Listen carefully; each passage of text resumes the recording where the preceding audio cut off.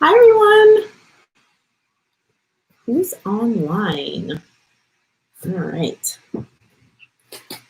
Let's wait a few minutes. See who can join. There's somebody online. I'm going to put, hi, Kylie. I'm going to put lip gloss on. I'm sorry. Hi, Amanda. Hi, Kylie. Yay. This is awesome. I'm so excited. Okay, so I'm assuming you can hear me well. Loud and clear. All right. This is so much fun. I'm sorry I'm a little bit late. I always have technical difficulties. Hey, Christy. Yay. Thanks, Amanda. Thanks, Kylie. I'm glad you can hear me. Hold on. I got to open up my notes. Let's see if this works. Okay. Got to move everything around on the screen. Oh, I hope everybody is doing well, staying safe. Oh, hi from Germany. Wow, what time is it over there? Oh my goodness. It's 1 o'clock here. Thank you, Christy. Yes, I'm a pretty cheerful person. I'm that annoying person at work that's like, yay, go team, go. For the most part, I don't think people mind me. They're used to me, right? It's 7 p.m. Okay, that's not too bad, actually. That's not bad. So you guys are only 6 hours ahead. Hi, Jose. Yay. This is fun. Where's my water? All right. I love it. Thank you, everyone. This is amazing. Thank you, Christy. No, I won't stop being that way. Don't worry. Hi, Lisa. Good morning to you. 10 a.m. there. Wow. This is awesome. Aww. Thank you so much. Scentsy Sense. What's your name? Thank you. Thank you, thank you, thank you. I love this. Thank you so much. Oh my goodness. I'm so flattered. This is amazing. All right. So why don't I get to it? It's been what, 2.5 minutes. And so this one I promise, well, when I was doing my research on it, I kept kind of, oh my gosh. Is it Nathalie? Is that how you pronounce it? That's a really pretty name. Is it French? Sometimes. Oh, in Indiana. Hi. Thanks, Amanda from Indiana. That's amazing. Shout out to you. Mwah. Thank you. First like, yes, Kylie. And I gave you the first hello. This is awesome. Okay, so yes, I promise to try to keep this short. Okay, shout out to my fellow Ontarios. Yay, Canadians in the house. Yay. All right, everybody in North America. I love you all, everyone around the world. I'm so, so grateful for all of you. Thank you so, so much. This is unbelievable. I'm so grateful for the power of YouTube and cameras and computers and technology. You know, take away whatever you want, but we've got computers. Thank you. Oh, thank you, Scentsy Sense. Thank you. Oh. Yeah, keep watching me. I've got some fun ideas. I keep it pretty basic though. I'm a basic bee. I like simple. I feel like simple is more. But anyways. All right. Okay, I'm gonna stop reading all the comments. This is so exciting. But and I want to get started because my family's only given me an hour. But when I was doing my research on this topic, because it's a topic that comes up a lot for new Scentsy consultants especially. And it's a topic that I, believe it or not, even after 4.5 years, still struggle with. In Montreal, Quebec. Bonjour, is it Nathalie? Bonjour, comment ça va? I know petit peu français. I have lots of family in Montreal, specifically Laval. I took French. Okay, now I'm getting off track. See, I see a squirrel and I'm like, what? Okay, but thank you for joining me. Yay, Montreal's in the house. Okay, All right. So as you can see, the topic is called "But Did You Ask?" So it's specifically about asking, and it's going to also roll into rejection and how to handle rejection, specifically about like in the business world as Scentsy consultants, because it is a subject that I think whether you're new or old in the business, I think it's something that we struggle with, on and off. And I have to be honest with you, it's something that I still struggle with even after 4.5 years.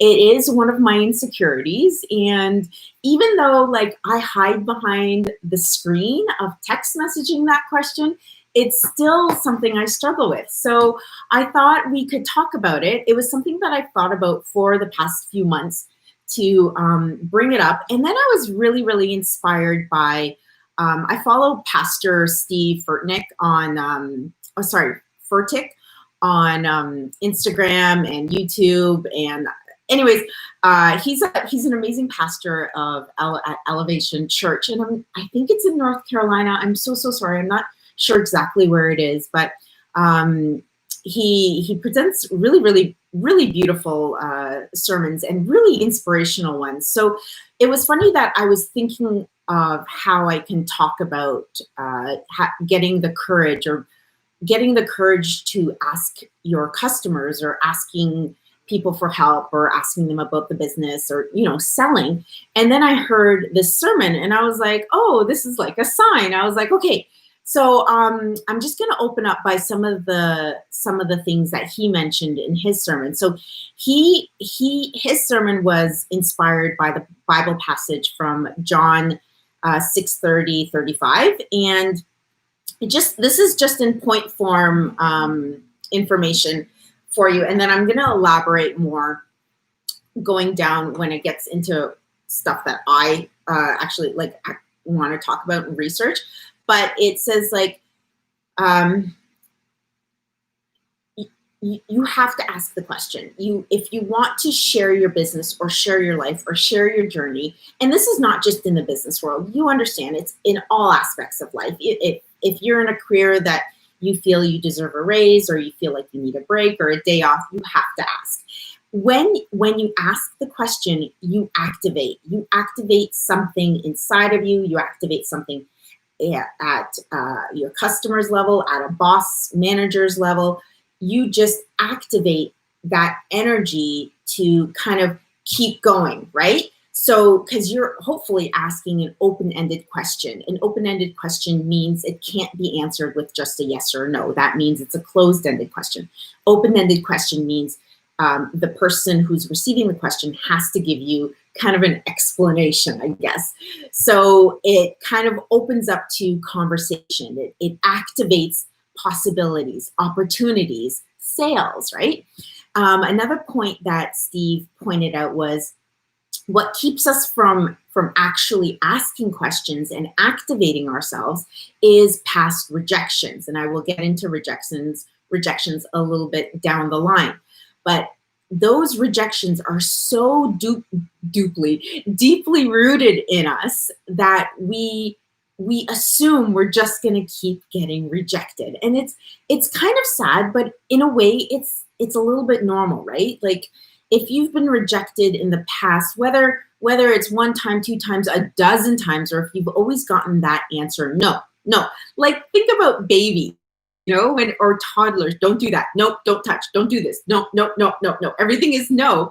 That child almost grows up not really knowing why they're saying no to them, but is kind of almost fearful for everything. So I know like in today's parent talks, they say, don't say no to your child, or they say like give alternative reasons, or explain to the child why they can't be climbing on top of the couch. And hi, Susanna. So stuff like that. If you've had so many no's in the past, or so many rejections or kind of letdowns, you have this deeply rooted in yourself, and you become almost fearful. You just assume that everyone's going to just say no to you. So it's important to kind of take a step back and humble yourself so that you can ask. People don't know what you're thinking. So your customers, your boss, your your parents, your girlfriend, boyfriend. Oh yes, yeah. Is it Mariella? His sermons are beautiful, but they don't know what you're thinking. So unless you ask the question, people aren't mind readers. Obviously, you're not a mind reader to yourself when somebody comes to you asking a question. Now, for all you mama bears out there or papa bears, how many times have your children come to you kind of nervous and they're like, I have to tell you something, or I gotta ask you something, and you're like, spit it out. I don't know what you're thinking. Tell me what it is so that we can activate, so that we can figure it out together. Let's go on. Like my 4-year-old that's like,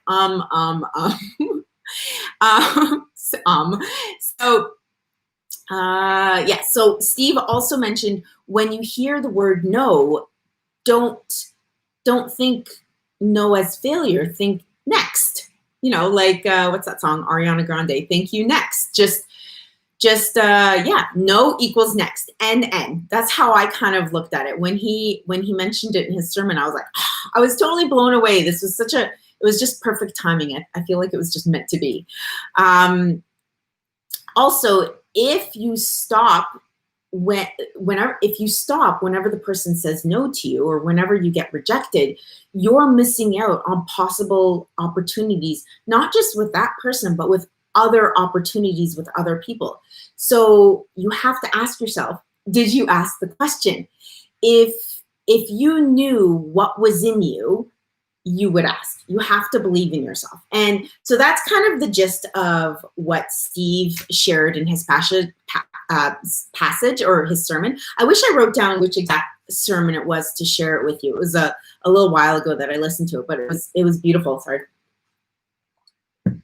So there are a few reasons why people don't want to ask the question, will you buy Scentsy from me? Do you want to reorder? Other than the question like, how are you liking your Scentsy? The basic follow-up questions are important, and I won't get into too much of customer follow-up, but mainly I want to focus on asking, to purchase, asking to join, recruit, so forth, like that. Kind of the big, maybe sometimes I feel kind of uncomfortable questions. The main reasons you don't ask these questions is because it kind of puts it really does, honestly, it puts a lot of pressure on you. Pressure to almost kind of hold you down. Like I mentioned before, it kind of brings up old rejections, makes you feel bad about yourself, and it's scary, right? So you worry about what other people are going to think about you. You get nervous of that thought of failing. You start believing that you're not capable. You take things like really personally, right? These are all the things that kind of weigh on your shoulders so much that they almost sink you down. And at the same time, when you do ask these questions, you fear this as well, you feel that you're vulnerable, you feel anxious, you feel exposed, or you feel like you could come across as a fraud or a pushy, sleazy salesperson that we've come across in the past, right? You don't want to be that pushy salesperson that meets you in the parking lot. Can I help you with a mattress? I'm like, I didn't even get out of the parking, or I didn't even get out of the car yet. So stuff like that. It's important to identify what weighs you down or what scares you, and I'll get to that in a second. So if you are living with these feelings like I do from time to time, you are proving to yourself and the world that you'd rather be afraid than to ask the question. Those feelings are completely normal. Don't get me wrong, they are normal. Whatever you feel is normal. I feel them too. And like I said at the beginning, even after 4.5 years of being Scentsy, I still worry about sharing the business with potential recruits. I still get scared to sell maybe high-priced Scentsy items, or promote the diffusers because maybe of the price. Like I have my own opinions of things, but I still worry what people are going to think and what they're going to do and what they're going to say, but all that stuff. Anyways, we kind of have to get over it, right? And I'll get to that in a second. So But it's true. You'd rather stay afraid than just ask the question. So though, like I said, those feelings are normal, but really they're unnecessary. They can certainly get in the way of your dreams. Absolutely. And they can get in the way of your opportunities and dreams, which can lead to your goals. Like I said, dreams, accomplishments, so forth. So our fear skews us from our thinking. It makes you defensive and insecure. Absolutely.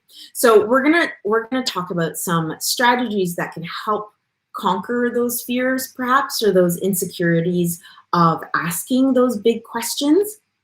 So it's important to, one of them is important. It's important to open your eyes. Sorry if my eyes keep going back and forth. I'm reading off my notes, but it's important to open your eyes and mind to the bigger picture. So remember, when you allow fear to control your life, you hold yourself back from doing amazing work and creating amazing results. Like I said before, thank you, Carolyn. Like I said before, you're holding yourself from opportunities. So you need to ask to activate. So you know you are scared, and yet you know you're being paralyzed by that fear.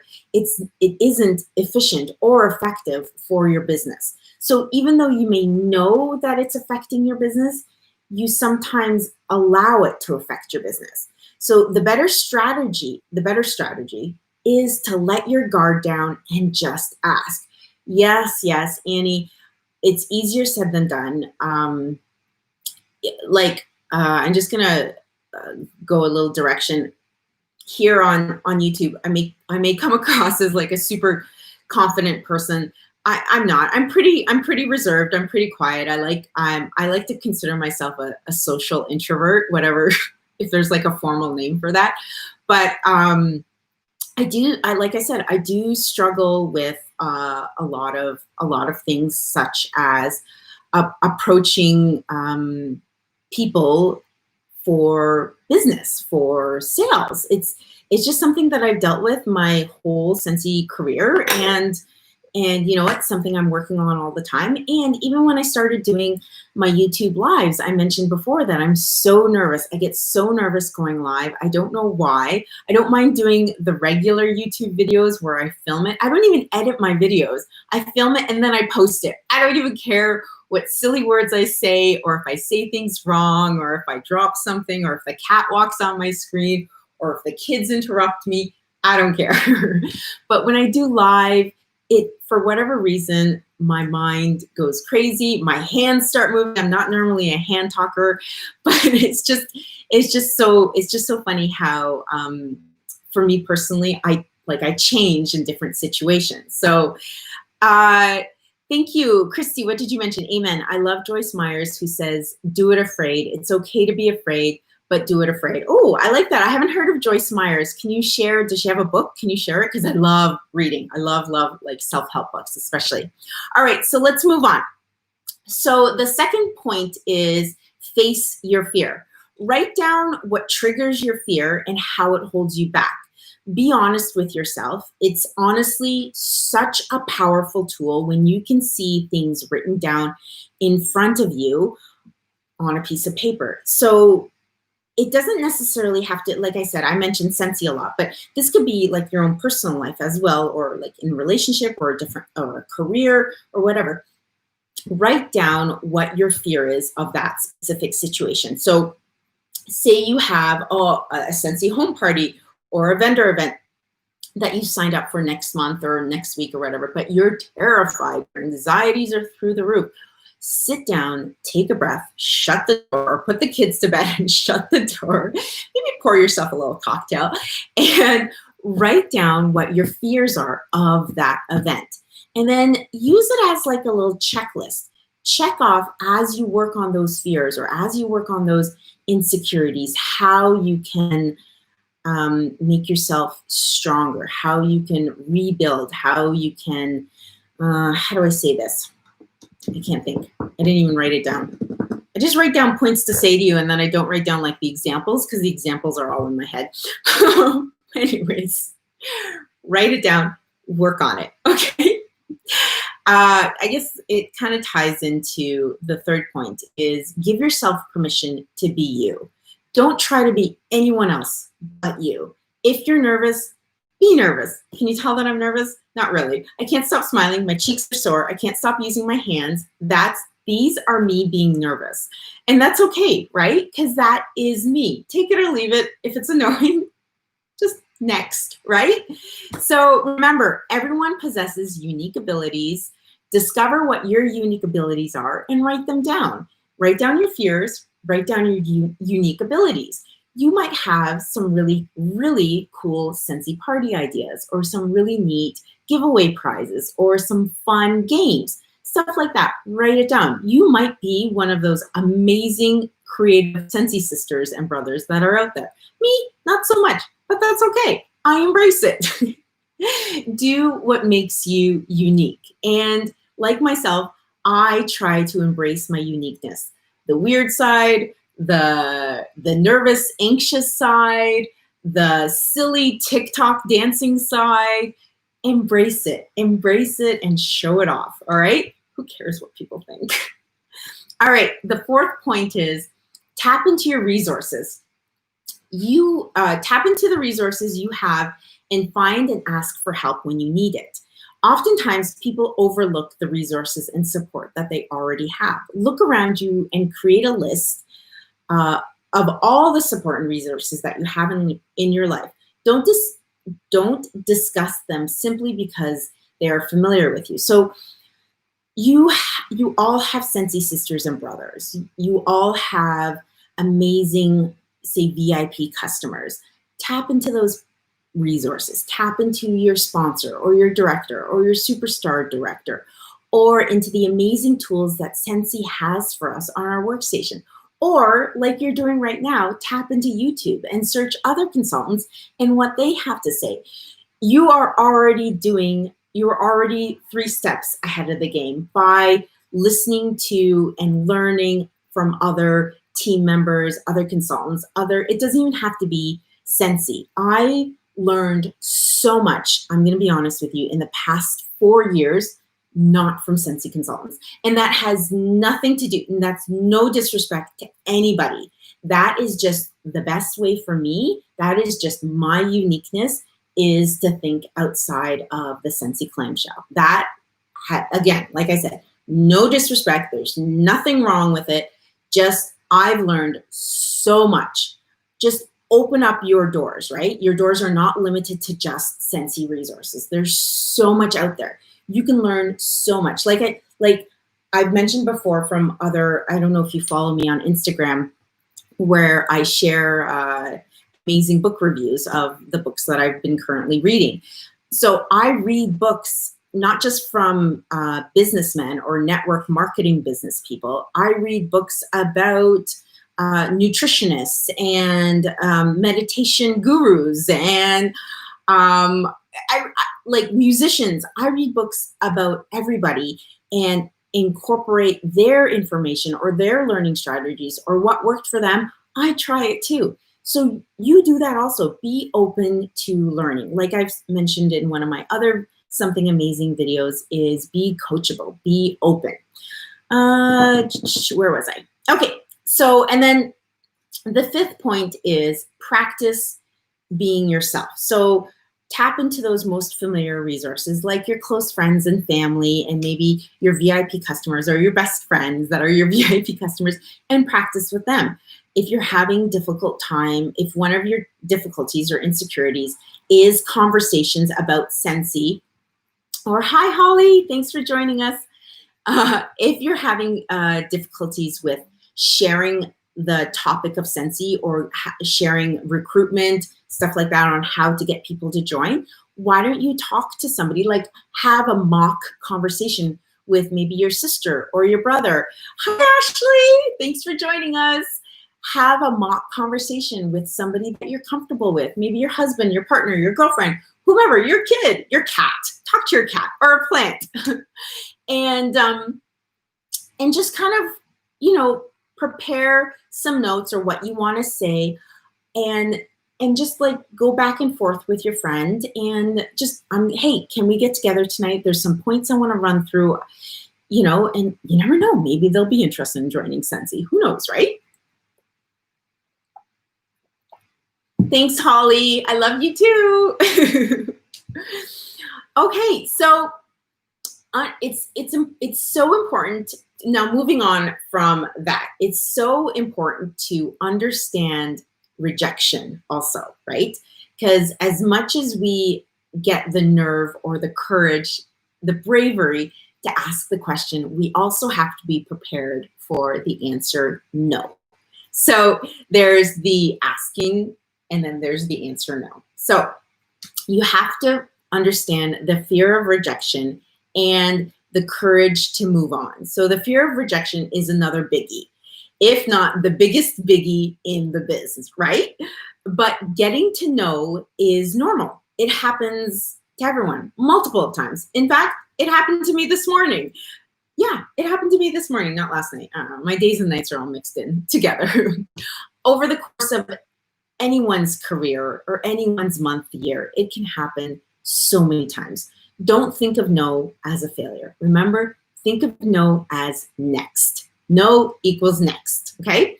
So I wrote down 5 main points as well for kind of getting over or moving on from the fear of rejection. And it was funny when I was doing my research on this, a lot of it has to do with relationships, like boyfriend, girlfriend, marriage, and that kind of rejection. And it was really difficult for me to find rejection in regards to a business sense. So I struggled with it, but I think after like editing it, I think it's pretty good. I'm pretty comfortable with it. So if there's things that don't make sense, by all means ask or PM me. I'd love to discuss further about it. It is really an interesting topic. And like I said, I was super inspired by Steve Furtick's sermon that he shared with us. Okay, so the first point is know what rejection really means. So when people don't want your business, it doesn't mean that they don't want you. It doesn't mean that you're not good enough. It just means they don't want the product. And it's, hold on, what did I write? Okay, and if they don't want the product, keep an open mind that it might not mean they don't want the product ever. They just might not want the product right now. And if they don't want the product right now, again, keep an open mind. We're going through some hard times right now, right? I mean, people go through some hard times with or without COVID-19. So keep in mind, they could be going through some financial hardships. They could be going through some personal hardships. Who knows what's going on? Maybe they just don't need Scentsy right now. And that's okay. You go next, right? So remember, rejection is never about us. It's about the other person. That was something in regards to relationships. It's not about you, it's about me. And I thought that was kind of interesting. So, but it really is true. It's not about you. It really is. When I reject something, think about your own personal life. When you say no to something, it's not, unless it genuinely is something you don't like or you don't want ever, then it is, I guess, about you. I don't know. Anyways, most of the time, let's say, rejection has nothing to do with you in regards to business. It has something to do with either the product or it has something to do with them. And have faith that if they don't want the product or they don't like the product, it's okay. Scentsy is not for everybody, right? You personally don't make the product. You are very proud of the product. You believe the product is amazing. Of course, that's why we're all in the business. But don't take it too personally. It's okay. Next, right? Okay. So the second point is understand your fixation. The reason we can't accept rejection sometimes is that we are too often attached to the outcome. So this is also like a good point in regards to your personal life. Is like, why did they say no? Why don't they want to have a Scentsy party? Why are they not returning my text? So we have certain expectations of how things should be. And the more we fixate on those particular outcomes or those expectations, the more miserable we end up becoming for that rejection. So it's important to hold your desires for your expectations pretty lightly. It's there was an example, I don't remember which author wrote it. Sorry, I should have wrote it down. Is that hold your expectations or your desires like water. Hold it lightly. If you squeeze it too much, the water will go away. If you open your fingers, the water will dribble through. You can't grab onto it too tightly because it'll just fall. So hold your expectations lightly. And if you got it in your grasp, yes, even better. If you don't, that's okay. Just next, right? So a third point is there is no need to know why you are rejected. Really, if somebody says no to you or no thank you or not right now, it's really none of our business, or not very professional or respectful to say, may I ask why? It's none of our business. That's like the bottom line. That's what I'm going to say. We always like to find out why somebody says no. Our mind is always trying to solve problems for us, right? Like you, especially, I'm going to say especially for women. I'm so sorry, men. I can't speak for you, but I know for women, our mind is constantly moving, right? Constantly going, why did this happen? I should have said this, or my timing was off, or I should have done it this way. I should have done it that way. No, our mind is constantly going. But in reality, it just creates more problems. Am I not right? And by understanding that there's not going to be a concrete answer as to why that person said no or why that person rejected you, then that's the only ways that's how you're going to move on, is accept the fact that there's no concrete answer and move on. You're not going to get closure in the relationship, whatever. Moving on is respect other people's decisions. If the same person keeps rejecting you, then maybe it's time to move on. Like if the person maybe buys Scentsy from you once or twice, and then for like a year or so many months just keeps rejecting you, or is not returning your text, or when they do return your text, it's like, no, thank you, then maybe it's time to cross them off your list.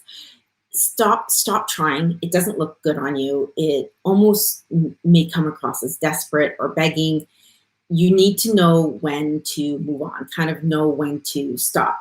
I'll be honest with you, the customers that I had, some customers that I had at the beginning of my career, 4.5 years ago, there's a couple of them, maybe a handful of them, I don't have them anymore. And for whatever reason, that's okay. Maybe they found other customers or consultants. Maybe they moved away. Maybe they're just not interested in Scentsy. There's so many reasons why, but I'm not gonna fixate on that because it doesn't matter, right? For whatever reason, it doesn't matter. And then the last one is learn from your rejections. This one is really, really important. Rejection is feedback for growth. It's an invitation to try another method or to ask for help. Anyone, like I said before, use your resources. Successful people seek rejections. There's an amazing book that I recently read, and I'm actually going to feature it in my Instagram stories or Instagram, the IGTV, tonight or today at some point, maybe tomorrow. I don't know when I get a chance. But it's called Go for the No. It's written by Richard Fenton and Andrea Waltz. And I'm not going to dive too much into the meaning of the book because I want you to listen to it on Instagram. But it's a really, really great book.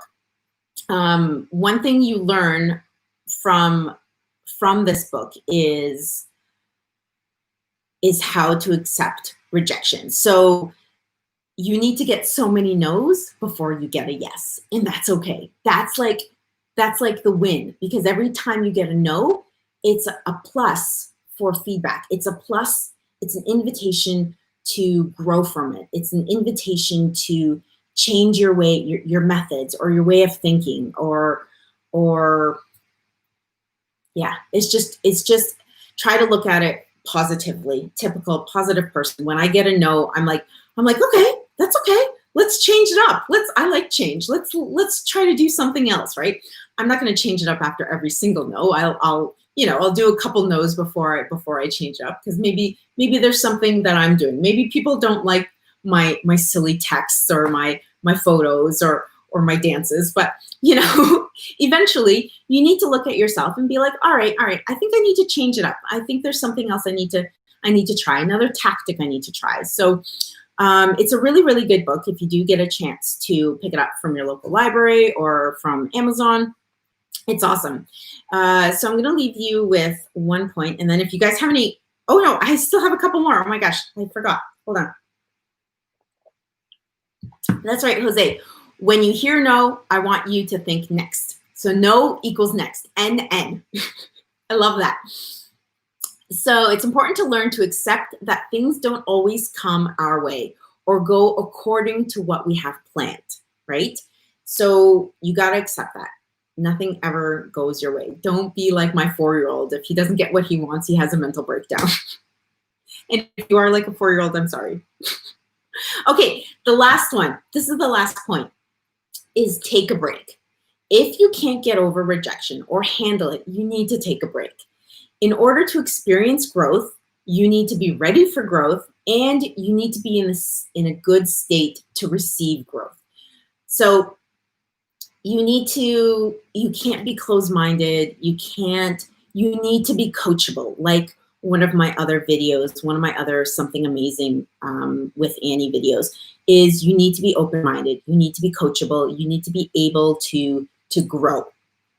It's very difficult to teach somebody something when they're kind of hardwired in their ways, or like you can't teach an old dog new tricks. It's absolutely true for humans as well. Maybe not so much children, maybe adults or older adults, but when they're kind of set in their way, like my parents, they're pretty like concrete.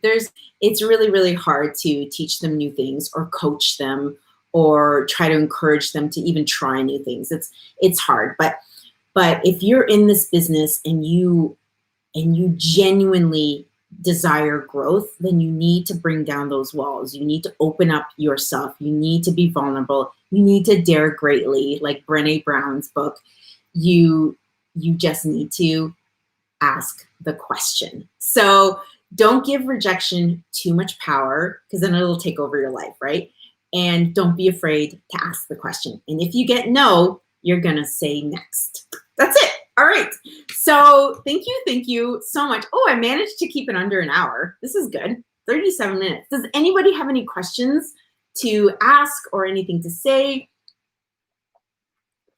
I'll stay on for a few more minutes. I'm like so nervous. I'm sweating in here.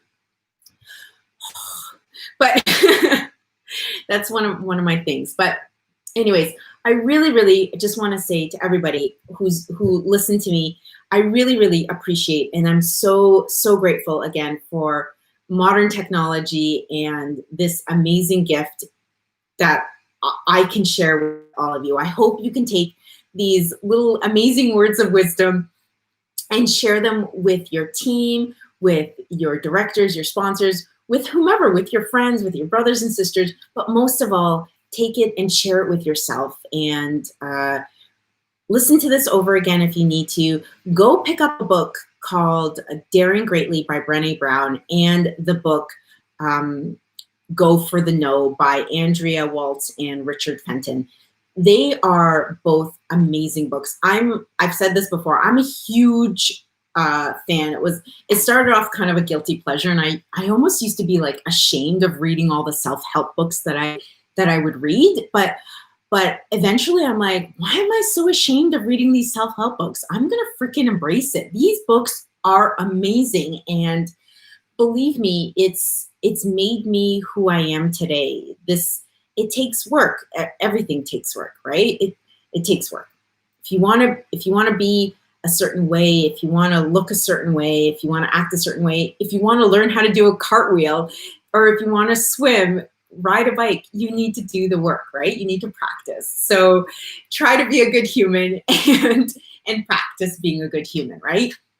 It's so easy just to sit back and do nothing and eat Doritos all day and ice cream. Oh, I would love some, but you need to do the work. It's exhausting. And same with being in Scentsy. I'll be the first person to say it, and I've said it to my director as well, that it's exhausting. It's hard. It's hard work, but you know what? It's so rewarding, and I absolutely love it. And I hope you can feel that in me, because I wouldn't be here if I didn't enjoy sharing this information with you guys. So thank you again so much to everybody, whether you joined me today or you're going to watch me tomorrow or the next day or even next year. It's 2020 now in October. So whenever you watch me, that's amazing. Please comment down below, because I do read all of your comments and I try my best to respond to everybody, but they've gotten so overwhelming that it's just, wow.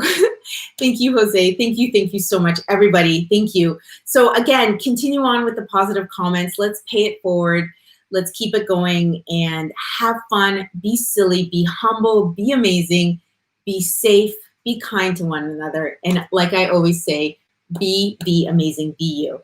Thank you, everybody. Don't forget to follow me on Instagram as well. It's at amazing02cents. You can find me on TikTok. I don't know what my name is on TikTok, but I usually post all the silly dances on my Instagram feed, where I like to share some more personal information about me and some fun videos about my family and myself, photos and anyways, silly stuff. So please find me and follow me and leave me some positive comments as well. Thank you, everybody, so much. Enjoy the rest of your beautiful Sunday wherever you are, or if you're going to bed, good night. If you're waking up, good morning. Love you all. Thank you. Bye for now. Now I got to figure out how to turn this off. Oh.